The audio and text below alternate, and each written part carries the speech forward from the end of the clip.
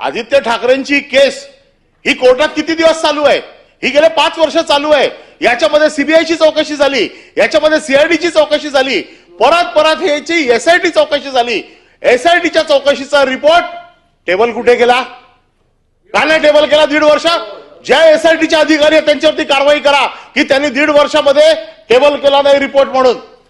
मग तुम्ही फक्त काय शिळ्या कडीला ऊत आणून तुमचे सगळे विषय बाजूला जावेत म्हणून हे आणता काय? औरंगजेबाची कबर काल राष्ट्रीय स्वयंसेवक संघाने पूर्ण चेपून टाकली. आज दुसरा विषय नाही. आदित्य ठाकरे ठीक आहे, आदित्य ठाकरेंची चौकशी करायला आमचं काहीच म्हणणं नाही आहे.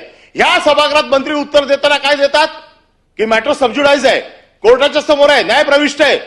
हे प्रकरण तुम्हाला माहित नाही. एका सामाजिक कार्यकर्त्याने आता पण कोर्टामध्ये त्याची हिअरिंग चालू आहे. 17 फेब्रुवारीला त्याची हिअरिंग फायनल होणार होती. त्या दिवशी मुख्य न्यायमूर्ती इथे नव्हते म्हणून त्याला पुढची डेट दिली. कालचं जे पिटिशन झालंय या पिटिशन मध्ये त्या पिटिशनला आमचं पिटिशन टॅग करावं असं पिटिशन आहे. कॉपी पेस्ट पिटिशन आहे.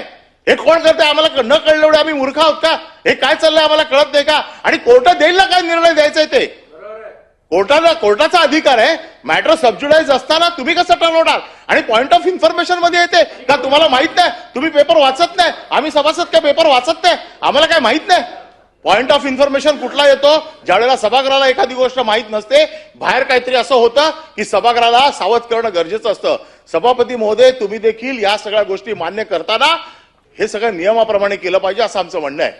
आणि म्हणून आदित्य ठाकरेंच्या वरती आज ज्यांनी प्रस्ताव आणलाय त्यांचं एकच ट्विट मी वाचून दाखवतो. त्यावेळेचं ट्विट त्यांचं काय? डॉक्टर मनीषा कायंदे त्यांनी ट्विट केले. त्यावेळेला सीबीआयचा रिपोर्ट आला. सीबीआयने ज्यावेळेला क्लीन चिट दिली त्यावेळेला सत्य परेशान हो सकता है पराजित नाही याची प्रचिती देशवासियांना आलेली आहे. दिशा सालियनचा मृत्यू अपघाताने झाला असल्याची सीबीआयच्या अहवालात उघड झाले आहे. पण भाजप आणि राणे गँगने त्याचा बादरायण संबंध जोडून थैथयाट केला.